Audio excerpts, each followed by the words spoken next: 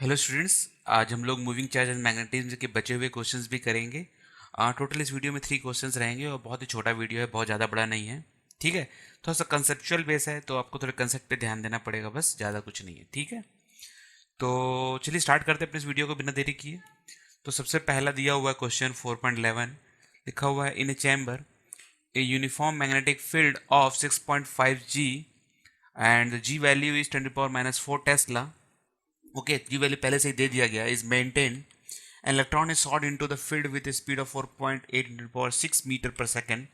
और उस magnetic field में एक इलेक्ट्रॉन को शॉट किया गया, मूव करवाया गया, जिसके कारण और उसकी स्पीड जो थी 4.8 मीटर पर सेकेंड थी।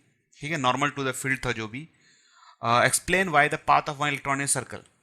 तो बोल रहा है पहले से ही कि इलेक्ट्रॉन जो है वो सर्कल के फॉर्म में घूमेगा और उसका एक्सप्लेन करना है। तो इसका सिंपल सा आंसर है कि Fleming the left hand rule हमको यूज़ करना है और हम सर्कल के पाथ को निकाल सकते हैं। और इसका थ्योरेटिकल पार्ट का एक वीडियो मैंने बनाया है, तो आप उसको ऊपर दिए गए आई बटन से चेक कर सकते हैं। ठीक है, तो मान लीजिए कि यहाँ पास में एक आपका मैग्नेटिक फील्ड है। इस क्रॉस का मतलब है कि मैग्नेटिक फील्ड अंदर की तरफ जा रहा है, और जब आप इसमें एक कोई भी इलेक्ट्रॉन को पुट करवाएंगे तो ये आपका सर्कुलर पाथ में ऐसे घूमेगा। ठीक है, और ये इसका रेडियस रहेगा और इलेक्ट्रॉन ऐसे गोल गोल घूमेगा। ठीक है, ओके। तो पूछा determine the radius of the circular path. तो ये आर की वैल्यू हमको निकालनी है। अब देखिए डायरेक्टली आप आर की वैल्यू ऐसे निकाल नहीं सकते हैं। ठीक है, आपको इसके लिए फॉर्मूले बनाने पड़ेंगे। तो चलिए गिवन वैल्यूज को सबसे पहले लिख लेते हैं। तो गिवन वैल्यूज में क्या क्या दिया गया है? सबसे पहले मैग्नेटिक फील्ड दिया गया है जो है 6.5 G, और G की वैल्यू लिख देंगे तो 6.5 इंटू 10⁻⁴ टेस्ला। ठीक है, और स्पीड दिया हुआ है 4.8 इंटू 10⁻⁶ मीटर पर सेकेंड। फिर इलेक्ट्रॉन की वैल्यू दे दिया गया है जो यहाँ पास में दिया गया, और मास ऑफ द इलेक्ट्रॉन भी दे दिया गया। जनरली ये वैल्यूज दे ही देता है। ठीक है, अगर नहीं भी दिया है तो इतने बार हम लोग कर लेते हैं कि हम लोग ये वैल्यूज तो याद हो ही जाएंगे। अब हमको निकालना है आर की value. So to find R, तो इसके लिए हमको फॉर्मूला बनाना पड़ेगा। ठीक है, बहुत सिंपल सा फॉर्मूला है। देखिए मैग्नेटिक फोर्स, तो ये इलेक्ट्रॉन जो घूम रहा है इस पर एक मैग्नेटिक फोर्स लगाएगा। ये परपेंडिकुलर जो मैग्नेटिक फील्ड है ये इस इलेक्ट्रॉन पे फोर्स लगाएगा। तो मैग्नेटिक फोर्स इक्वल टू, अभी एक सर्कुलर फॉर्म में घूम रहा है तो इस पर सेंट्रीपिटल फोर्स भी लगेगा, तो हम इसके बाजू में लिखेंगे सेंट्रीपिटल फोर्स, तो mv² अपॉन r। ठीक है, डायरेक्टली फॉर्मूला लिख दिया। सेंट्रीपिटल फोर्स भी आप लिख सकते हैं आपस में। चलिए सेंट्रीपिटल फोर्स लिख देता हूं मैं, सेंट्रीपिटल फोर्स। ठीक है, तो इसका फॉर्मूला होता है आपका EVB, या QVB बोलते हैं एक्चुअल में, इसलिए लिख दिया मैंने QVB साइन थीटा। ठीक है, वेलोसिटी और जो आपका मैग्नेटिक फील्ड होता है वो दोनों क्रॉस प्रोडक्ट में आता है, और दोनों दोनों 90 डिग्री में, इसलिए साइन थीटा लगा दिया गया है यहाँ पास में। ठीक है, और यहाँ पास लिख सकते हैं mv²/r, जिसमें से ये स्क्वायर और ये v कैंसिल हो जाएगा।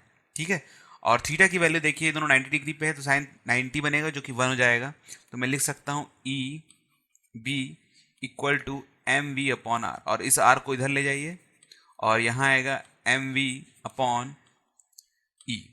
ठीक है, बहुत ही सिंपल तरीके से हमारा वैल्यू आ चुका है, और b भी आएगा नीचे में।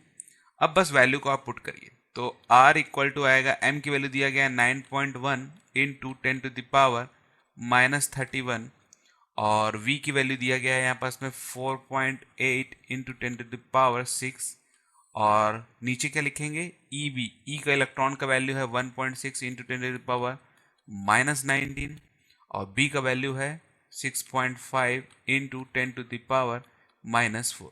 और जब आप इसको सॉल्व करेंगे तो आपकी वैल्यू निकल के आएगी 4.2 इंटू 10⁻⁻2 मीटर। सिंपल सा है एकदम। ठीक है, -2 की जगह में अगर उसको हटाना भी चाहते हैं आप तो डायरेक्टली सेंटीमीटर के फॉर्म में भी लिख सकते हैं, पर ऐसा यूनिट में लिखते हैं, ज़्यादा बेटर रहेगा हमारे लिए।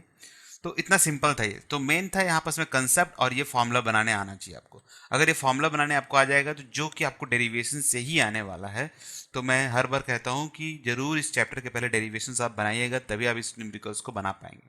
बाकी न्यूमेरिकल्स में ज़्यादा कुछ भी नहीं है। ठीक है, ओके। तो कोई भी डाउट अगर तो कमेंट सेक्शन में पूछ सकते हैं आप। चलिए चलते हैं अगले क्वेश्चन की तरफ। ओके स्टूडेंट्स, तो हमारा नेक्स्ट क्वेश्चन है, बहुत ही सिंपल सा क्वेश्चन है। ये भी लिखा हुआ है इन एक्सरसाइज 4.11, तो मतलब इसका कुछ पिछले क्वेश्चन से भी लेना देना है आपका, ठीक है। लिखा हुआ है the frequency of revolution of the electron in its circular orbit. तो हमको क्या करना है, उसका सर्कुलर ऑर्बिट, जो आपके इलेक्ट्रॉन घूम रहे सर्कुलर ऑर्बिट में, उसका फ्रीक्वेंसी को फाइंड आउट करना है, ठीक है। Does the answer depend on the speed of the electron, और बताना है कि जो जो उसका आपका आंसर है वो क्या स्पीड पे डिपेंड करता है कि नहीं करता इलेक्ट्रॉन के, उसको एक्सप्लेन भी करना है, ठीक है। तो फ्रीक्वेंसी के लिए हमको उसका फॉर्मूला बनाना पड़ेगा। तो फ्रीक्वेंसी के लिए हम कैसे फॉर्मूले को बनाएंगे, सबसे पहले उसको देख लेते हैं। तो कुछ चीज़ों की हमको जरूरत पड़ेगी। सबसे पहला, फ्रीक्वेंसी निकालने के लिए हमको एक फॉर्मूला यूज करना पड़ेगा, v equal to omega R. और इस ओमेगा की जो वैल्यू होती है वो होती है 2 पाई न्यू, और ये न्यू की ज़रूरत हमको है, ये फ्रीक्वेंसी होता है, ठीक है। अब ये v जो है हम कहाँ से लेके आएंगे, तो पिछले वाले जो फॉर्मूले थे हमारे उसमें से हम v लेके आएंगे। तो जो v का वैल्यू होता है वो होता है Q B R upon M. ये आपका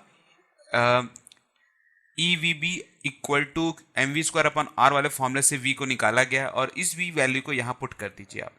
तो यह आएगा Q B R upon M equal to, और यहाँ आएगा 2 पाई न्यू और ये आर, ठीक है। ये आर और ये वाला आर कैंसिल हो जाएगा, और न्यू इक्वल टू ये नीचे आ जाएगा, तो आएगा क्यू बी अपॉन 2 पाई एम। देखिए हमारा फॉर्मूला क्रिएट हो चुका है। हमको क्या क्या चीज़ों की ज़रूरत है, मैग्नेटिक फील्ड की ज़रूरत है और मास की ज़रूरत है, सिर्फ दो चीज़ों की हमको ज़रूरत है।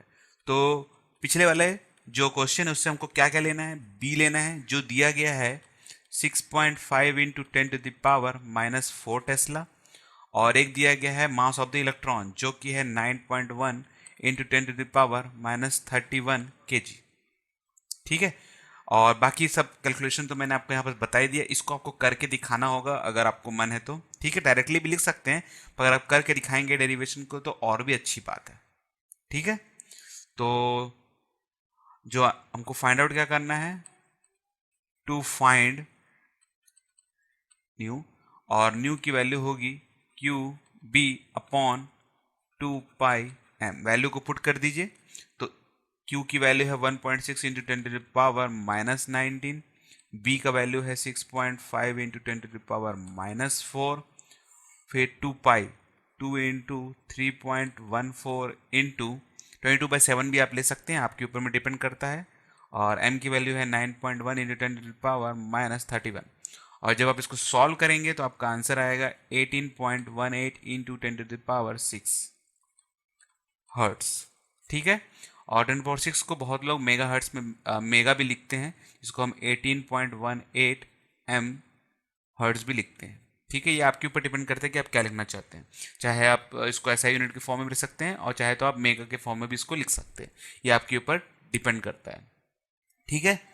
तो इतना सिंपल सा था। मेन है कि ये जो थियोरेटिकल पार्ट है इसको आपको खुद करना पड़ेगा, और अगर ये थियोरेटिकल पार्ट आपको बन गया तो क्वेश्चन आपको आराम से 3 मार्क्स ऐसे ही देके जाएगा, इसमें और कुछ भी नहीं है। और अगर ये थियोरेटिकल पार्ट आपको नहीं बनेगा तो आपको फॉर्मूला ही नहीं मालूम होगा, अगर फॉर्मूला ही नहीं मालूम है तो आप वैल्यूज़ को पुट कहाँ करेंगे, सिंपल सी बात है, ठीक है। तो जितना ज़्यादा हो सके डेरिवेशन की प्रैक्टिस जरूर करिएगा, क्योंकि डेरिवेशन आपको एग्जाम पॉइंट ऑफ व्यू में भी हेल्प करेगा, और एज आपका न्यूमेरिकल पॉइंट ऑफ व्यू भी काफ़ी ज़्यादा हेल्प करेगा, ठीक है। ओके, चलिए चलते हैं अगले क्वेश्चन की तरफ फिर। ओके स्टूडेंट्स, तो ये हमारा लास्ट क्वेश्चन है, और बहुत ही सिंपल सा क्वेश्चन है, बस थ्योरेटिकल पार्ट आपको समझ में आना चाहिए, ठीक है। तो लिखा गया है क्वेश्चन में, a circular coil of 30 turns and radius 8 centimetre carrying a current of 6 ampere suspended vertically with a uniform horizontal magnetic field of magnitude 1 Tesla. The field lines make an angle of 60 degree with the normal of the coil, ठीक है। तो जो angle है magnetic field का वो 60 degree का बनता है। Calculate the magnitude of the counter torque that must be applied to prevent the coil from turning. और हमको टॉर्क निकालना है जो कि आपका उसको घूमने से रोक सके, ठीक है। तो मान लीजिए कि ये आपका वर्टिकली एक लाइन है, और इस पे एक कॉइल यहाँ पास में रखा गया है जो कि 30 टर्न्स का एज्यूम कर लीजिए, और इसका सेंटर पार्ट ऐसे है। अभी ये आपकी तरफ फेस नहीं, एक्चुअल में इसका रिंग पार्ट कुछ ऐसा दिखाई देगा, मान लीजिए इस टाइप से, और ये इसका सेंटर पार्ट है, ठीक है। तो अगर आप इसको देखेंगे तो ये एक आपको लकीर टाइप का ही दिखाई देगा, मैं आपको बस दिखाने के लिए बता रहा हूँ कि इस टाइप का दिख रहा है, ठीक है। सर्कुलर फेस आपकी तरफ में नहीं है, इसकी लकीर ये जो रॉड है ये फेस आपकी तरफ में है और फील्ड लाइंस मान लीजिए इधर से जा रहा होगा, तो ये एक्चुअल में नॉर्मल जो है वो इसके ये सेंटर इसका नॉर्मल है, यहां से ऐसे देखेंगे तो दिखेगा अच्छे से, ये इसका नॉर्मल है। और नॉर्मल से कितना बोल रहा था यहाँ पास में, the field lines make an angle 60 degree with the normal of the coil, और अगर ये नॉर्मल है तो यहां से 60 डिग्री, तो मान लीजिए कि ये आपका 60 डिग्री ऐसे जा रहा है, ठीक है, और ये 60 डिग्री है और ये भी 60 डिग्री है, ठीक है, क्योंकि वर्टिकली ऑपोजिट एंगल है यहाँ पास में। अब ये जो सर्कल है ये ऐसे भी घूम सकता है और इधर से भी घूम सकता है, हमको मालूम नहीं है क्योंकि करंट किस साइड में फ्लो हो रहा है इसका, ठीक है।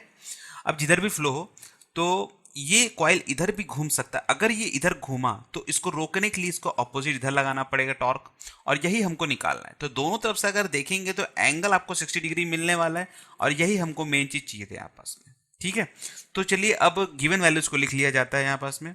गिवन वैल्यूज में हमको चाहिए मैग्नेटिक फील्ड जो दिया गया है वो 1 टेस्ला का दिया गया है, फिर एन दे दिया गया है 30 टर्न्स का, फिर करंट दे दिया गया है 6 एम्पियर, ओके, और थीटा दे दिया गया है 60 डिग्री, ओके है।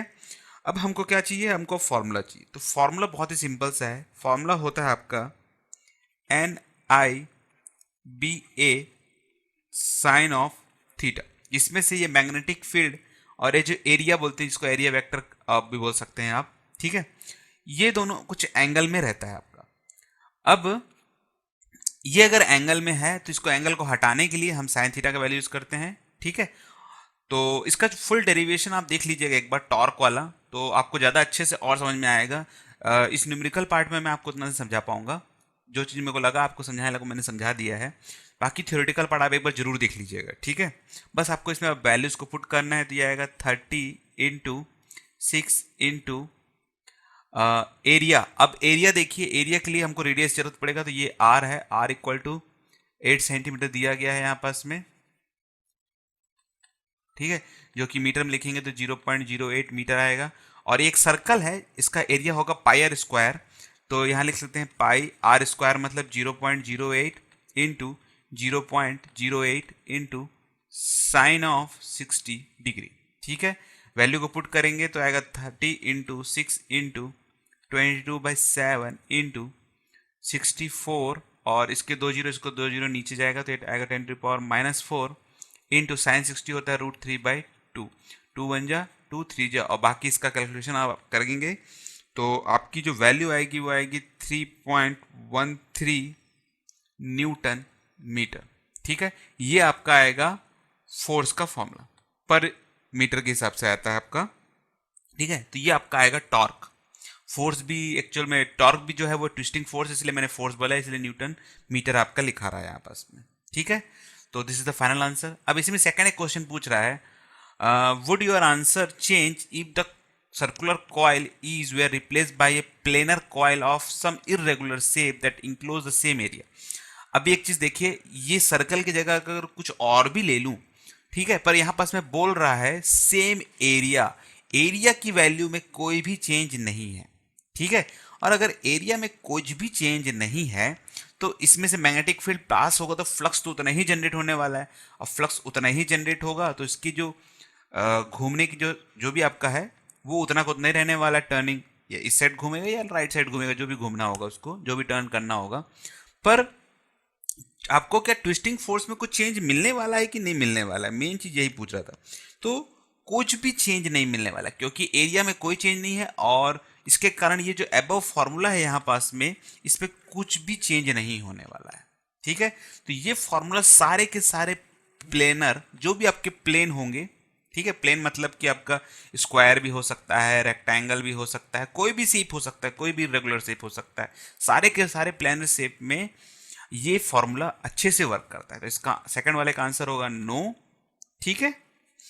It will work for all the planar shape in any irregular shape, ठीक है। तो आई होप आपको ये समझ में आया होगा, क्योंकि एरिया देखिए यहाँ पास में चेंज नहीं होने वाला है, एरिया चेंज नहीं होगा तो इसकी वैल्यू टॉर्क उतनी उतनी रहने वाली है, कोई भी फर्क नहीं आने वाला है, ठीक है। इसका आंसर होगा no. Would you change, would your answer will be change, तो answer is not changed, okay. तो इसी तरीके से हमारा ये टोटल 3 क्वेश्चंस भी कंप्लीट होता है, और ये चैप्टर के सारे प्रॉब्लम्स भी कंप्लीट होते हैं। तो इस पूरे चैप्टर में अगर कोई डाउट आएगा तो कमेंट सेक्शन में आप पूछ सकते हैं, और मैं उम्मीद रखता हूँ कि तीनों क्वेश्चन भी आपको अच्छे समझ में आ गया होगा।